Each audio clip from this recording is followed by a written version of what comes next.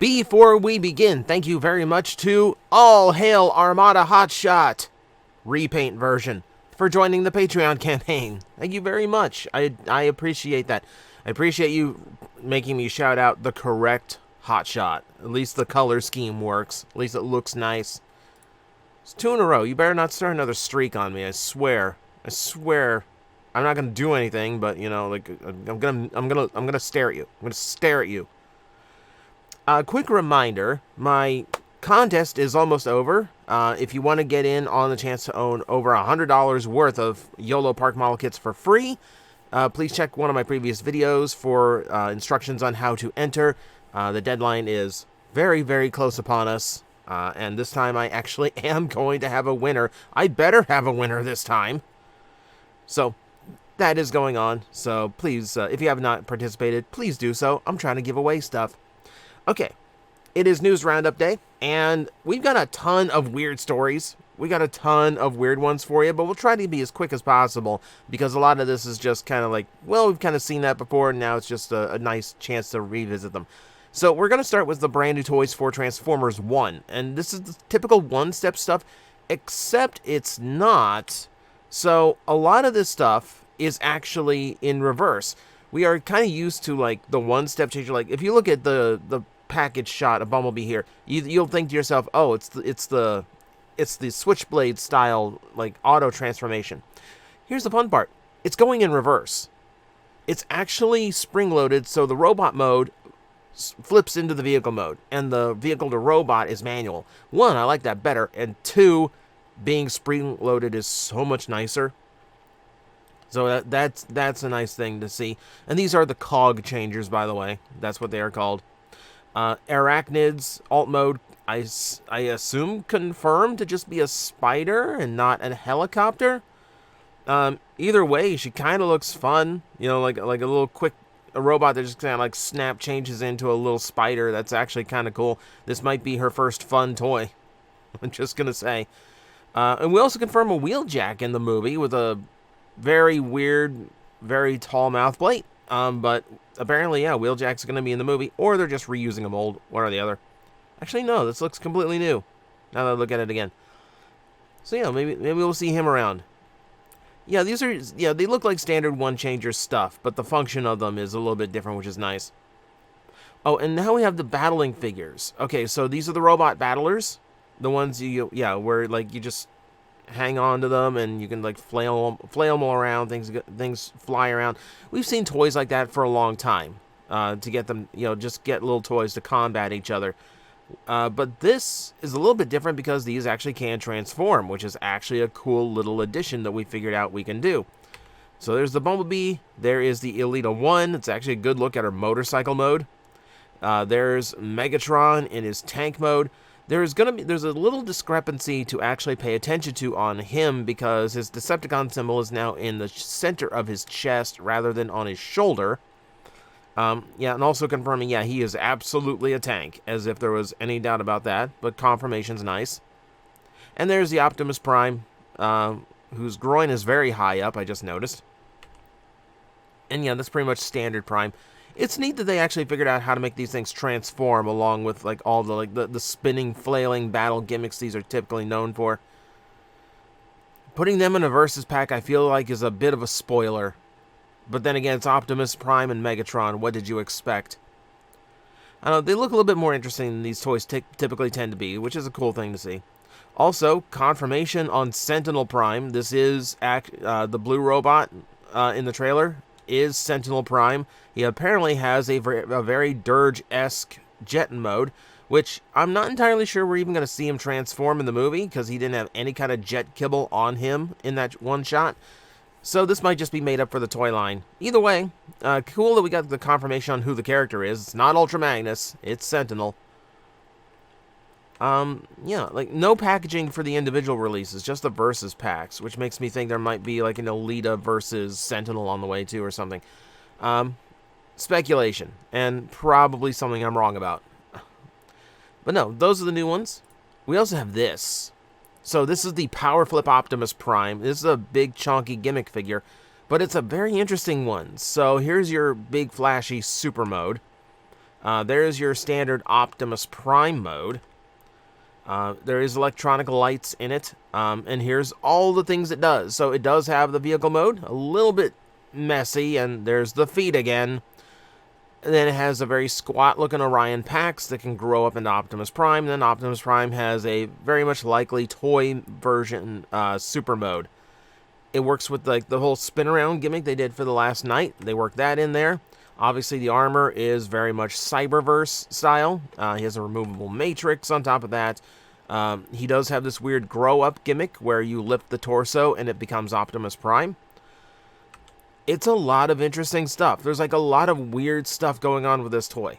I should also mention there are sound effects too. So this is like throwing like 3 different years worth of gimmicks like this together into one figure. I'm not normally one for these gimmicky toys, but I might actually be interested, especially because it looks like there's actually some okay articulation in it for a gimmick toy.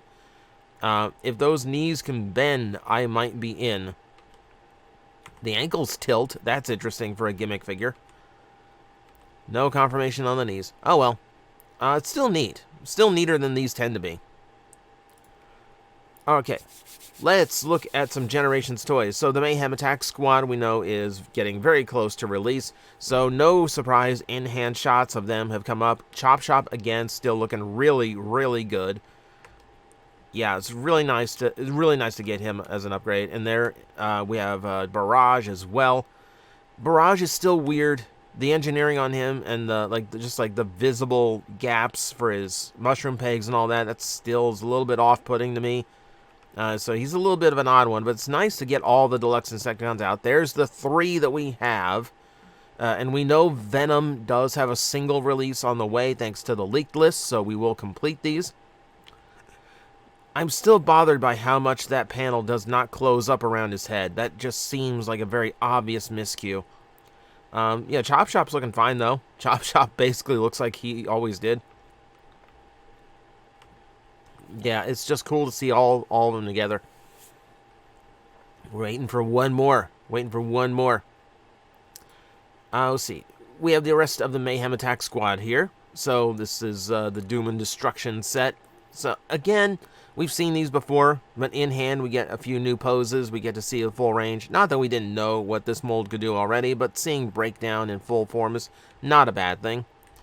Let's see, and I do like this shot to show that like his actual like mace hand from Bulkhead and the hammer can actually combine. That's neat. Yeah, in the vehicle mode, pretty much the same as we've seen. Both faction symbols available there. And then Windsweeper with his 2 very generic Micromasters, which is disappointing, but we've been over that. And he still looks neat. Someone's been trying to get Windsweeper out at Hasbro for a long, long time, and I'm happy that they finally managed to do it. And it's not a bad mold either. It's actually a good mold too. And then there's the package art. I don't know what the tentacles are about, but like space alien stuff. Woo. Nice. Art's not bad though. Actually, like Breakdown looks a little bit weird compared to Windsweeper. I don't know. It might just be a perspective thing. We also got in-hand shots of the Star Raiders, and these do have an interesting aesthetic to them. That they come from completely different directions of the Transformers fandom, but there is actually kind of a nice mix going here that makes me like them a lot. The lockdown is still annoying me because I really wish it wasn't the more heavily greebled Revenge of the Fallen version, but whatever. It sounds like they knew what they were doing when they did that. We've seen all of these too, so there's really not a whole lot other than just like, hey, look at the comparison shot. Don't they look cool together? Yeah, and this still this still looks really cool. I still really, really like Filch. I'm very, very happy Filch is getting a toy. Beast mode looking good too. I like the painted eyes too. I like the extra detail to paint the eyes. Yeah, I'm looking forward to both of these capsules. There's some interesting characters coming out in both, and obviously, yeah, I want to add Cybertron stuff to my shelf. Let's take a look at some Dinobots, starting with a quick comparison shot of the leader class Grimlocks. The comic book version on the right, 86 on the left. This is a nice little comparison because this stuff like the translucent versus opaque front chest. That's pretty much easy to see. That was pretty much easy to figure out. But seeing them side by side gives us so much better comparison shots, and you get to notice things that you wouldn't have noticed individually, like the fact that the midsection has been painted black and yellow on the comic book version, or the fact that the tail has been redone to actually match with the rest of his leg, so it doesn't have this weird like light gray triangle just on the side of his leg anymore. Kind of neat to see back, side to side. I believe that's there's just image layouts. We didn't get side by side of the beast modes, but that's perfectly fine. It's just neat to see the contrast between the two. And yeah, they do look distinct enough. Like, I'm getting the comic book one for the swords, but it also doesn't look like a bad Grimlock to pick up and mess with either. Oh, and then we have the full shot of the team. So this is basically in-hand shots of Swoop, but we've seen plenty of Swoop at this point, so I'm not going to go on about it for too long. But I do want to show all of the Dinobots in their beast modes, their dino modes, all together. They're looking very, very good. And then the shots of the robot modes together. There's some really cool outdoor shots this photographer took. Notrab, or Notrab, I don't know how they pronounce it. But the photos are really, really lovely. It's just showing off all of them. So yeah, Swoop is accurately just a little bit smaller than the rest of the Dinobots, which, I'm glad to see they managed to get all 5. Considering they took, 4 years to get all of them out, I'm kind of glad to see that they actually did manage to get all of them to be pretty consistent. Because we know the budget changed in that time. So that's kind of an impressive job. And there they all are with their swords. All the swords will be released. Everyone can stop whining now, except for the people who don't want to buy 2 Grimlocks. You're justified. I'm just saying, they all should have been packed into a Swoop. I'm on board with that. Yeah, and then the outdoor shots, they just look so good together. They just look really, really good together. I'm looking forward to my Swoop. I'm looking forward to having a whole set of these together, finally. One Earthspark toy to talk about. Well, actually, we got a few, but one from the American toy line. Starscream finally has a brand new unique mold in Earthspark. It's a Tacticon, unfortunately. I still don't get these. I still don't understand. I know it's a little kid's finger puppet, essentially, but, they just seem dumb and not fun. Maybe if you need a fiddle toy for your desk, but I'd rather have a one-step changer for that. Yeah, it's not going to be for me. I still haven't tried one, admittedly, because none have come up that made me go, okay, I'll try him. Yeah, they're just not my thing, unfortunately. However, we do have some out of Takara that are a little bit more interesting. So for starters, Takara showed off their version of Thrash, which I believe is Slash over there. So Thrash is looking really good. He's got the emblems for the Terrans on his shoulders now. The color scheme is much more accurate than the Hasbro version. Yep, and he does look really, really good. I do like this toy. I like it better if they actually put his sidecar shield down where it's supposed to go. But no, I like this one. I like this toy a lot, and the color scheme does look really, really good. It's still baffling to me that Hasbro does not... I understand paint budget, but even the plastic colors are better for, matching the cartoon than the Hasbro version. So I kind of don't understand why they go that direction, but whatever. And then came the interesting thing, because they showed off their Prowl. And at first, I kind of looked at this and went, huh, yeah, it's a Prowl. Yeah, it's a Prowl. It's the Cyberverse Prowl Deluxe repainted. Okay, yeah, what's the big deal? I had forgotten that the Hasbro version of Prowl was a Cyberverse Hot Rod repaint. This seems so blatantly obvious to do, that it made me completely forget, oh yeah, Hasbro's making a really stupid decision.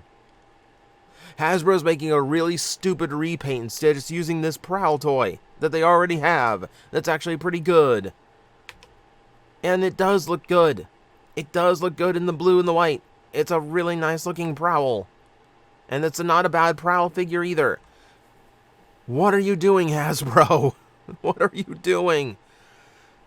Oh, jeez. I want to see Prowl in the show in season 2, just so I can try and see where Hasbro kind of got the idea of maybe maybe our toy needs to be radically inaccurate. Maybe there's a reason for it. I don't know. But it's nice to see that Takara Tomy didn't botch it, and it's a really nice looking Prowl. I might actually be willing to pick that one up, just because it looks really nice. Speaking of looking really nice, we got a behind the scenes of Cybertron Hot Shot.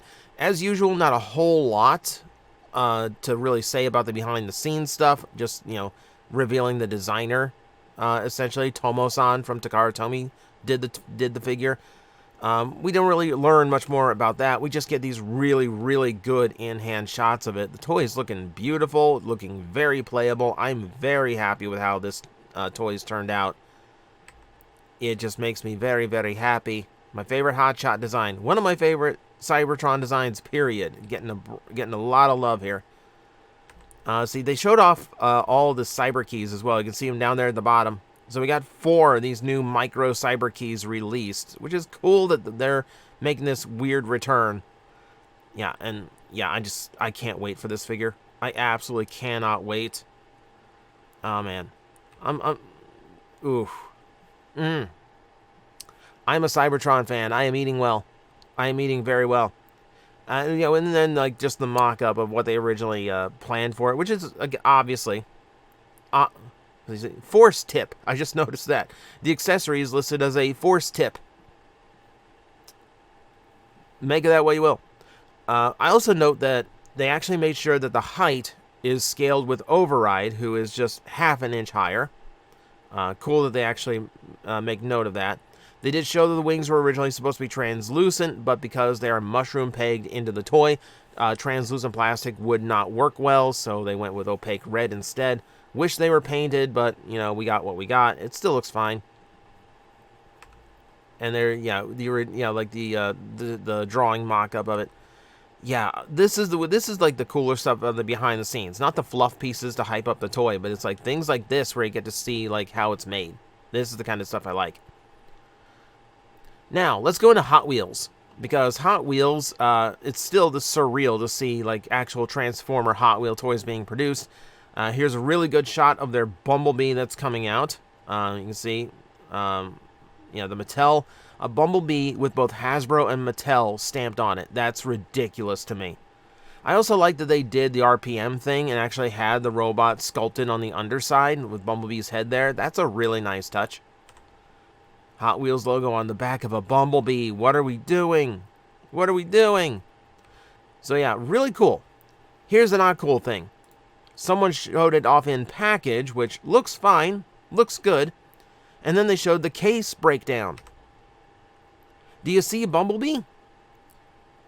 Second column, second one from the bottom. It's one per case.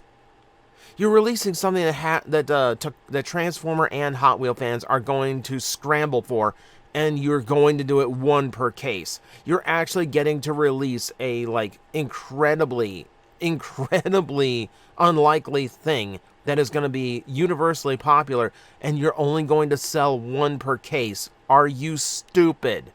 You're going to make it a chase piece. How stupid is that? It's a guaranteed sell. You're going to do a chase piece out of it. Ugh. I am very frustrated at that. Not that I was going to go after it, but now I'm going to like comb the Hot Wheels section, and if there's a yellow Volkswagen, I'm just going to grab it because rare. On the other side, we have the Optimus Prime, the Track Fleet Truck Optimus Prime, and we've seen him before, but there's your in-package shot, looking really, really good. Again, surreal to see in Hot Wheels packaging, but that's the reality we live in. 2024 is an interesting year. Let's take a quick look at YOLO Park for their announcement of their Ape-Link figure. Ape-Link, who did not have a robot mode in the movie. I'm not even sure there was a concept for a robot mode, but we have it here.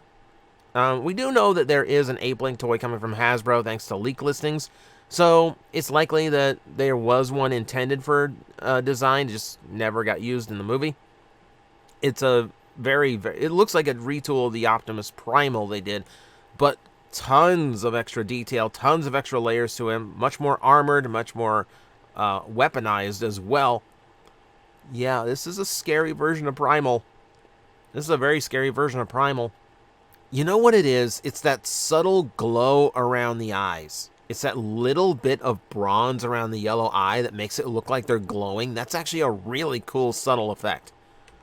Really cool, subtle effect. It's also interesting to see an Optimus Primal helmet with just hair coming off. Interesting choice there. The display base behind it is also really, really cool. That's actually a really neat piece. That'd work well on your Primal if you want it as well, too.